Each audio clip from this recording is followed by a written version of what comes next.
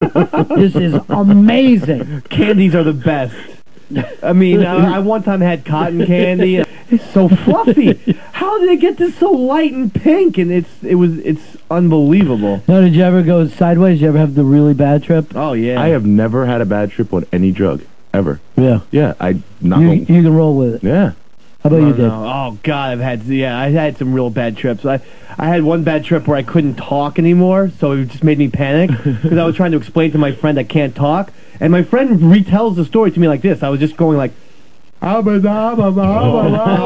man, and my friend's like, hey, dude, you're not talking. And I'm like, in my head, I'm like trying to talk. I'm like, why can't you understand me, Jason? But he just heard it as.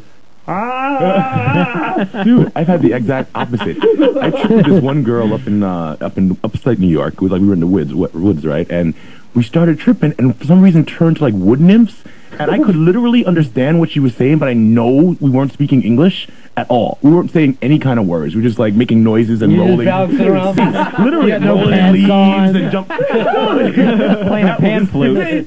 The best, my favorite thing about acid was like how things just don't make sense anymore. One time I took a bunch of acid. My parents were out of town, and they called me and said, you have to pick up our clothes at the laundromat for church tomorrow. So I got on my bike, I went to the laundromat, and I had the money all ready to go, and the guy's like, okay, pick up the coat or the jacket. And just to make any sense, I'm like, why would I pay him money for the clothes? I was like, wait, why would he wash my parents' clothes? Why would they wash their own clothes? That doesn't make more sense. I fucking got on my bike and left. I just got the hell out of there. Listen, kid, I got a lot of customers. Here's the deal. The last thing you want to be doing when you're tripping is chores. Yes. There should not be a to-do list. I know. You should also not be allowed to handle money. I could not use money when I was tripping. That was just like, it was anti-me. Yeah. One time we were at a concert, we're sitting behind this fucking kid, and he's got a pencil in his pocket, right? My friend fucking pulls the pencil out, and he goes, what are you doing with a pencil in a concert? He goes, what are you going to do?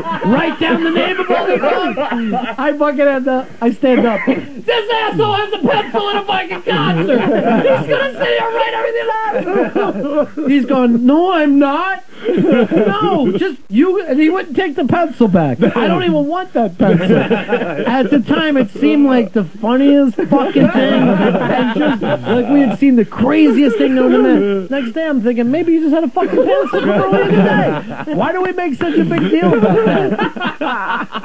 But I agree with you, man. Like a fucking piece of gum or something could be like all the mysteries in the world. Oh, yeah. Are right there, man. Oh, man. I used to love eating peanuts for some reason.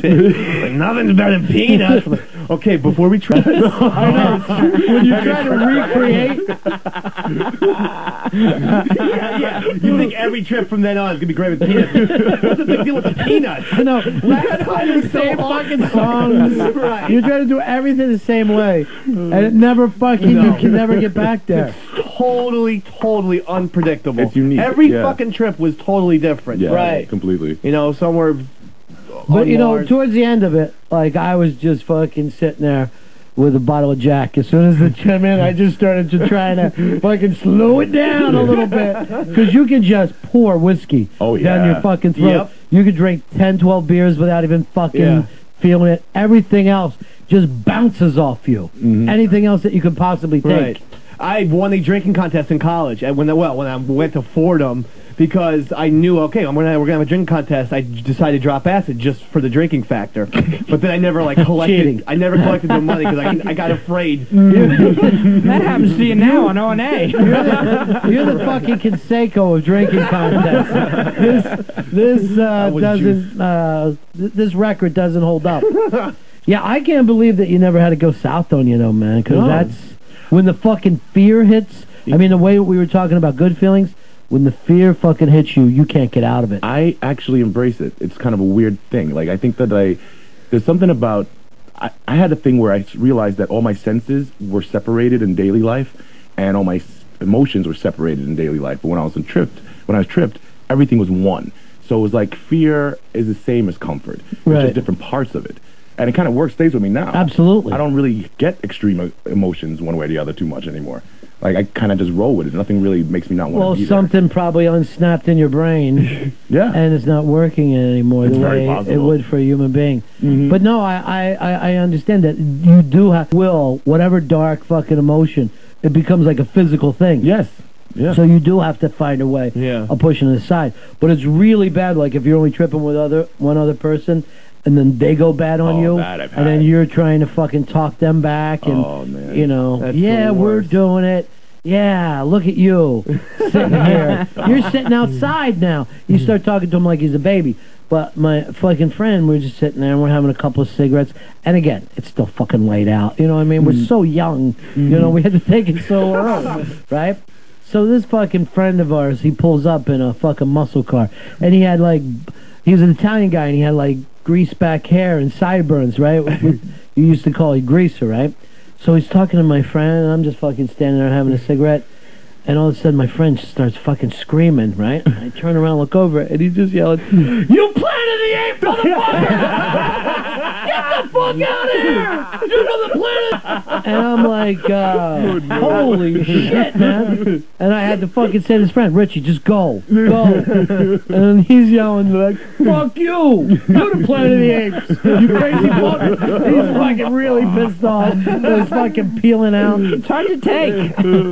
I was in a fucking haunted house doing acid one time. Oh, no. That I haven't done. That's I was in a haunted house, but somehow I'm the fucking leader. There's like 12 of us all tripping. And I get to this place which is pitch black, and I just fucking lock up, and there was no future. There was no back. I was gone. All I was fucking pitch black. That moment. I was the blackness, yeah. Wow. And then I hear just the sound. Come on, let's go. People were trying to get forward. And I'm just locked up at one with the blackness. Yeah. And it was, again, it was at the same time down in Wildwood. And they used to have fucking kids in the haunted house that yell shit and all. And my friends went off on a couple of fucking goblins and fucking thought they were in a real battle. Oh, no. Yeah. My mom It was all weird. It was all fucking weird. I've definitely had the all one feeling, like the feeling that like I spent hours talking to trees. Like sitting there and like watching the earth breathe at the same time that I'm breathing, and having trees come to have the branches come out to me like hands and stuff. And it's like I can relate to that feeling. I had that fucking trouble getting by a tree one night. It was just fucking there over the road. And I would come up, walk back, just walk up a little closer, walk back, because it looked like one of those Wizard of Oz trees. It was going to start throwing shit at me. Ron and Fez show, talking really about stuff we shouldn't. Always a bad idea. And for you, Nico, a weak-minded motherfucker like yourself, because you even as a kid, you right, like, didn't have to put you on drugs or something. Oh yeah, still on them. Yeah. What was your problem? What age did it hit you? I believe teenage years. Like right at the beginning, I started it was nothing would work, and I really wanted to get better, but like, was it like depression hit you? Yeah, huge. Now, oddly enough, and again, never take this stuff, but the first thing that they tried to do with acid was treat depression. Cary Grant used to go on it, and he would actually trip with his shrink just sitting right next to him. Wow. They used to do tests with a lot of the old actors, like Burt Reynolds and like Jack Nicholson and people like that, and painters. Yeah. They would have the painter paint the same exact thing on acid and without acid. That stuff is on the internet right now, where you can see how suddenly they go in a whole different way. But can you imagine tripping before you had really good music? You know, you're listening to Pat Boone, and you know, like, we gotta find some other things. I can't be listening to the fucking radio, the AM radio. Well, the weirdest thing was Ken Kesey was given acid by the government, and he used to trip while he worked in a mental institution, and that's where he came up for all this in Cuckoo's Nest. Yeah. And if you notice in there, some of the guys are hallucinating and shit like that. Yeah. Because that was, you know, his perceptions. Yeah. Man. I'm feeling like I know. I'm starting to get all fuzzy in my neck right now. Just look at the Beatles music before and after acid. No comparison. Yeah. Look at like R. Crumb, the artist, underground comic book artist. He did. I didn't think he did acid. Yeah, he did kids books. He took acid.